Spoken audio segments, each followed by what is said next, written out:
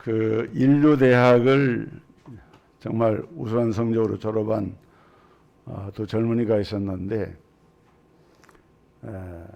같은 회사에 취직을 했어요.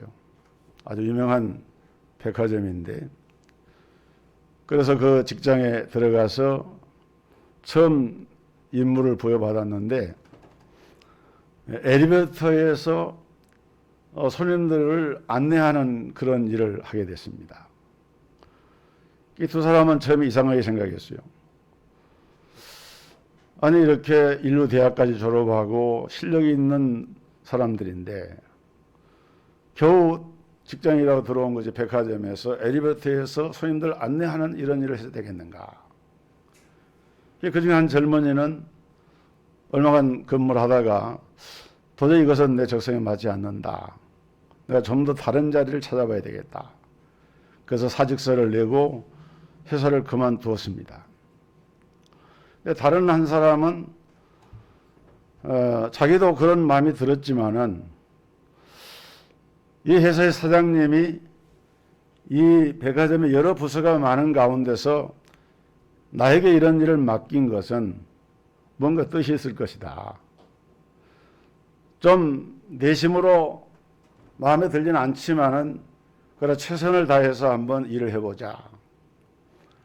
그리고 그는 손님들을 엘리베이터에서 인사하고 안내를 하면서 그 엘리베이터 타고 오르고 내리는 손님들이 하는 얘기를 들었어요.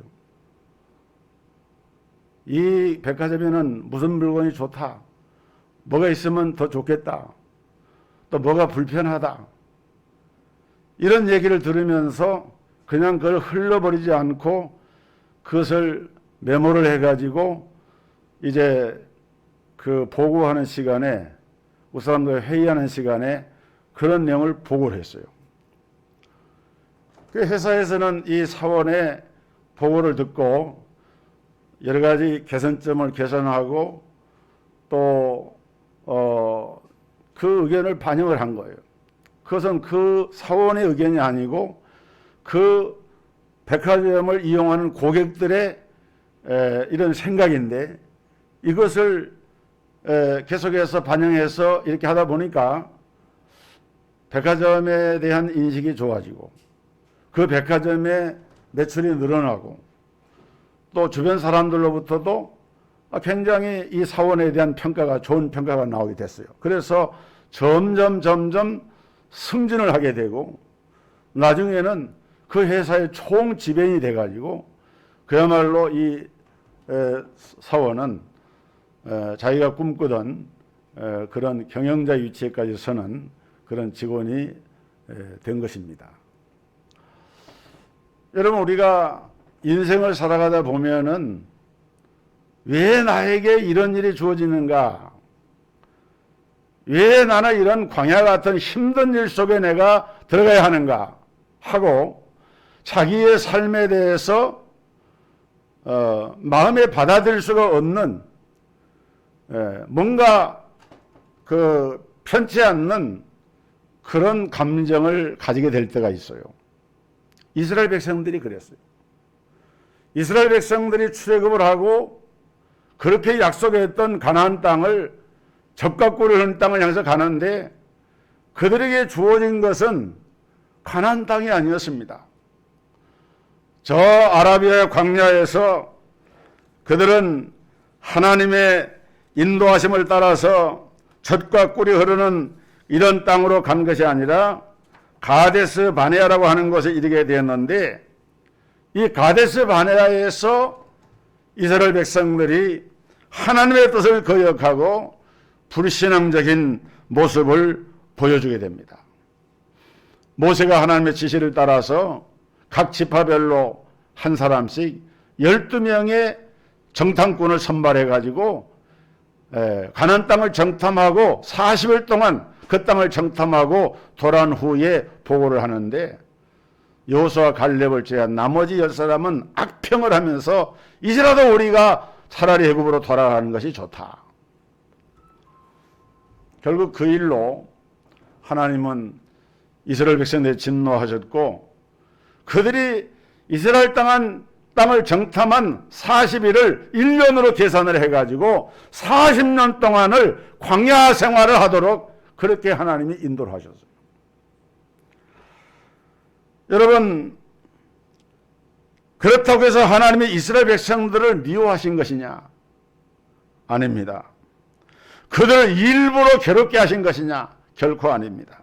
에레미야에 가서 3장 33절에서 에레미야 선지자는 이렇게 말씀을 하고 있습니다. 주께서 인생으로 고생하게 하시며 근심하게 하심은 본심이 아니시로다. 하나님도 본심이 있어요. 겉으로 나타나 표현된 그런 모습이 있고 속에 담겨져 있는 본심이 있는데 이스라엘로 고생하고 근심하도록 이렇게 한 것은 결코 하나님의 본심이 아니다. 하나님 그렇게 하는 분이 아니라는 거예요. 오늘 봉독한 본문 5절 말씀 보면은 너는 사람이 그 아들을 징계함 같이 네 하나님 여호와께서 너를 징계하시는 줄 마음에 생각하고 그랬어요. 하나님은 이스라엘 백성들을 징계하신 것입니다. 그들로 하여금 좀 더 성숙한, 좀 더 하나님의 백성으로 합당한 그런 백성으로 만들기 위해서 하나님은 징계를 하시는데, 이 징계라고 하는 말은 다른 말로 표현하면 연단을 한다는 거예요. 연단한다. 태릉 선수촌에 그 들어간 선수들이 무거운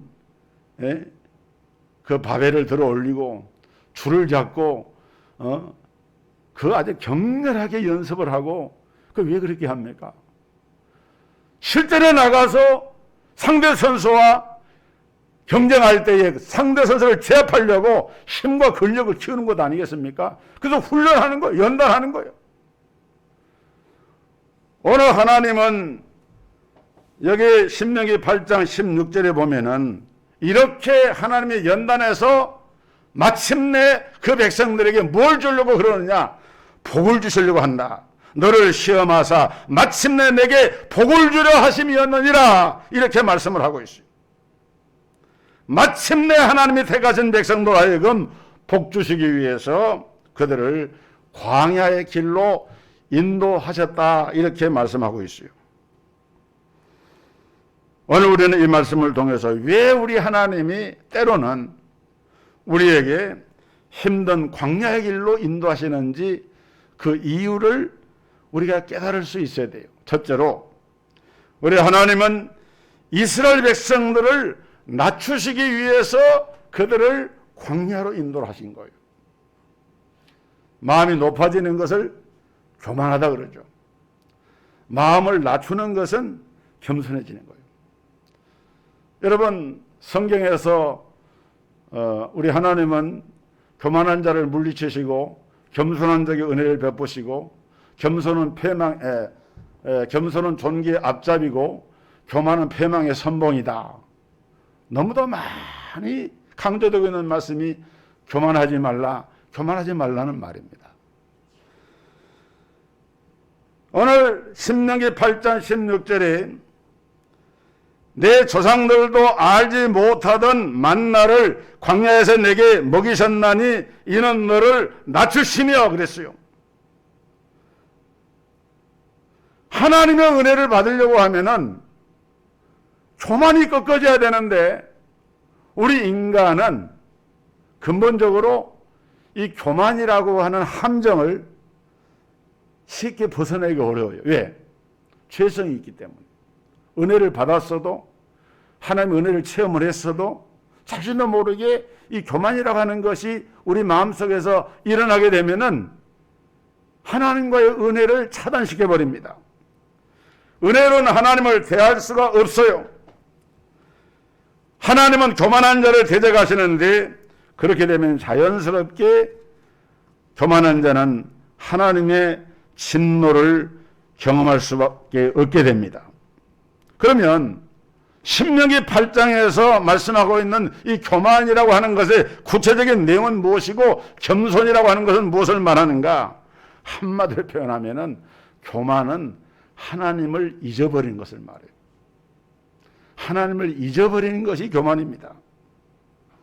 그래서 내가 좀 잘 되면은 자기가 잘나서 잘된 줄 알고, 반대로 겸손이라고 하는 것은 모든 것에 대해서 그것을 하나님의 절대적인 주권과 은혜로 알고 그 앞에서 낮아지면서 하나님을 절대로 잊지 아니하고 하나님께 영광을 돌리면서 감사할 줄 아는 것이, 그것이 바로 겸손인 것입니다.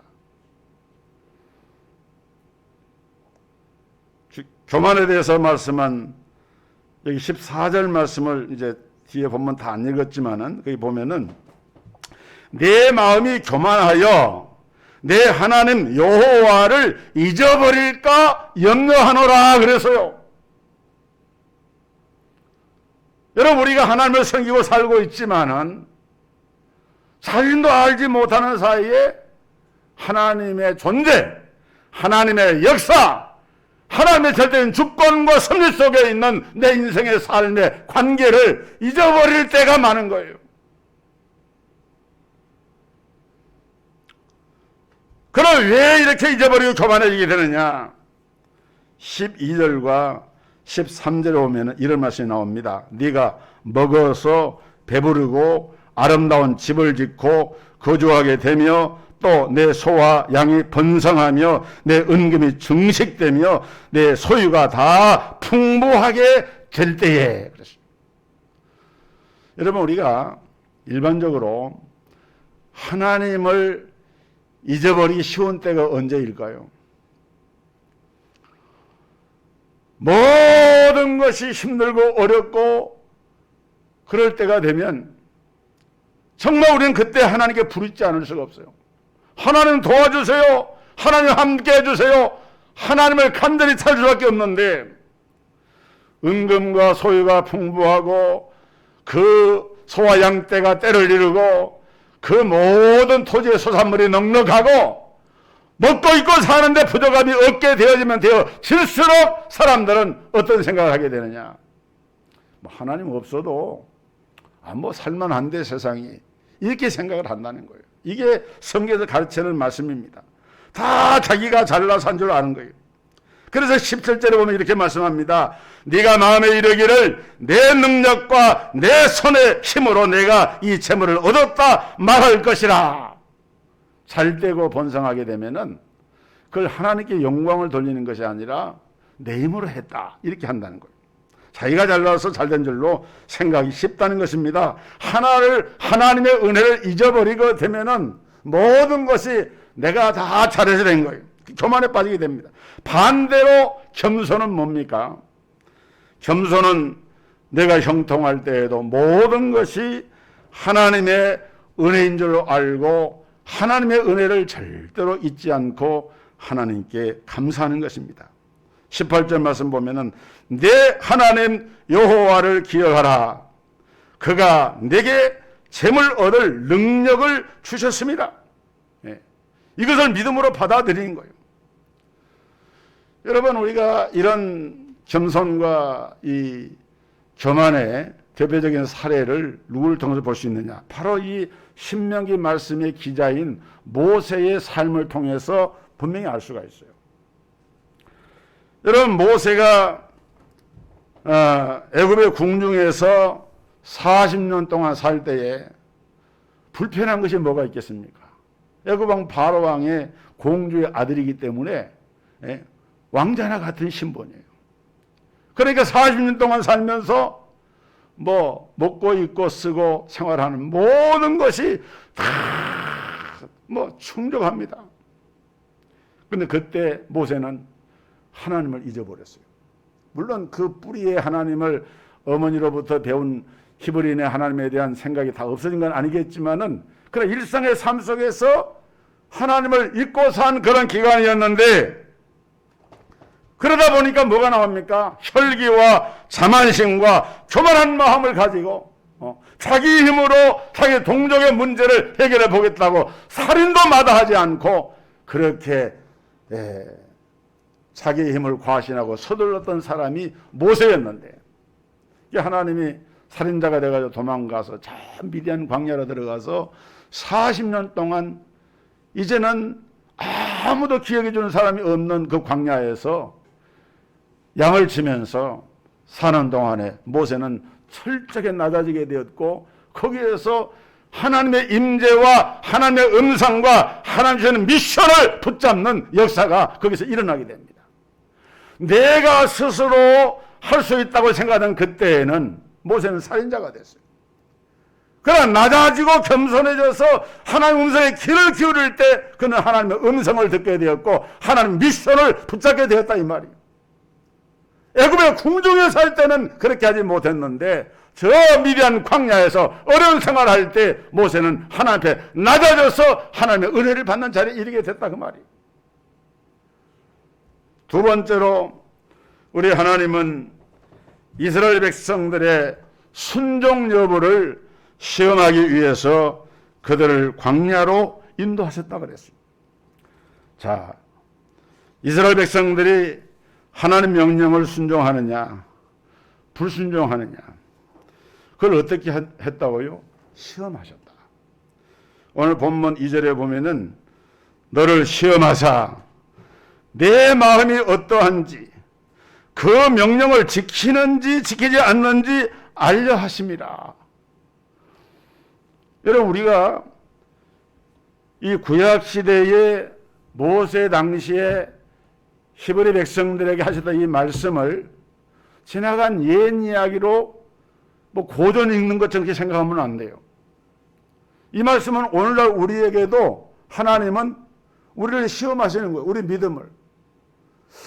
아무개 집사가, 아무개 장로가, 아무개 목사가 하나님 말씀을 지키는가 안 지키는가, 하나님은 지금도 어떻게 해요? 시험을 하시는 거예요. 그 시험하기 위해서 하나님은 때로는 본심은 아니지만 때로는 우리를 광야로 이끄신다 이 말이에요. 광야. 그 광야가 어떤 광야입니까? 실패의 광야, 굶주림의 광야, 고통의 광야, 질병의 광야, 인생을 살아가면서 우리가 경험하는 모든 고통의 이런 광야로 때로는 하나님의 백성들을 인도하시는데, 그거 하나님이 어떻게 하려고요? 그런 광야에서 네가 하나님의 명령을 지키는지 지키지 않는지 하나님은 지금 시험을 해보시고 계신다. 아브라함이 그 시험을 받았습니다. 아브라함에게 나타나신 하나님이 독자 이삭을 번제 제단의 제물로 바치라.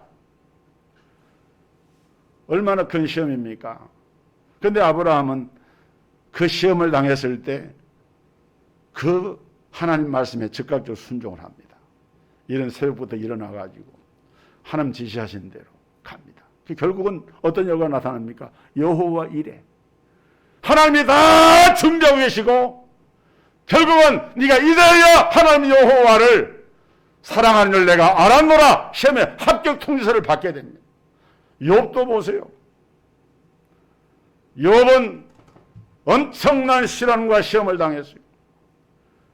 그런데 욥의 시험과 시련에 그 하신 이유는 뭐냐? 하나님이 욥을 시험하심으로 욥에게 배전의 복을 주시는, 마침내 복이 되게 하시려고 하는 하나님 뜻이 있는데 욥은 보기 좋게 그 시련 가운데서 승리를 했어요. 통과를 했어요. 이렇게 하나님은 우리를 시험하고 때로는 하나님을 향한 나의 사랑과 믿음이 얼마나 순수하고 진실한지 그것을 알아보기 위해서 우리를 시험을 하고 계시는 것입니다. 그럴수록 우리가 하나님의 명령에, 말씀에 절대적으로 순종하는 삶이 되어져야 돼요. 여러분, 우리가 하나님의 말씀에 순종해서 나가게 되면은 어떤 역사가 일어나냐? 사는 역사, 번성게 되는 역사, 잘 되는 역사가 일어난다고 그랬어요. 여러분, 우리가 성경에서 신약시대의 대표적인 주님의 사도가 베드로 아닙니까? 누가복음 9장에 보면은 베드로가 한밤중에 고기를 잡으러 갈릴리 호수에 고기를 잡았는데 새벽에 동이 들 때까지 한 마리 고기도 낚지를 못하고 빈 그물을 가지고 해안에서 그물을 싣고 있는데 그때 예수님이 나타나셔가지고 배를 바다 한 가운데 들어가서 깊은 데로 가서 그물을 내려서 고기를 잡으라, 이게 말씀하는 거예요. 그 베드로가 그때 어떻게 합니까? 순종을 했어요. 거기 보면은 뭐 이유를 따지는 묻질 않았어요. 그런데 여러분 가만히 보면은 그때 베드로가 순종할 그런 여건이 안 됐습니다. 왜? 아직 그때는 예수님과 베드로 사이에 무슨 인격적인 교류가 있었던 때도 아니고 주님의 부름받은 초기였기 때문에 예수님이 누군지 사실 잘 몰라요. 그런데 예수님이 오셔가지고 이렇게 말씀을 하니까 여러분 생각해 보세요. 베드로는 어렸을 때부터 갈릴리 사람이고 갈릴리에서 뼈가 굵은 사람이고 고기잡이로 어떻게 보면 자기의 젊은 시절을 다 보낸 사람이 베드로거든요. 요즘으로 말하면 수상가 출신이요, 고기 잡는 전문가예요. 그런데 예수님은 토목가 출신이요, 목수의 아들이요, 목수의 아들. 지금까지 살아오면서 목수일만 하신 거예요. 예수님은 고기 잡는 건 뭐 한 번 해본 적이 없어요. 그런데 그런 예수님이 오셔가지고 베드로에게 뭐 콩나라 감나라 하면서 이렇게 말씀을 할 때 그 말씀이 믿어지겠냐 그 말이에요. 그런데 베드로가 말씀에 의지하고 바다 한가운데 들어갑니다.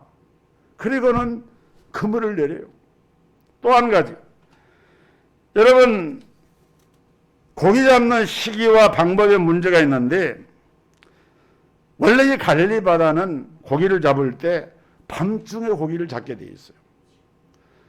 밤중에 고기가 이렇게 몰려들기 때문에 그때 고기를 잡는 거예요.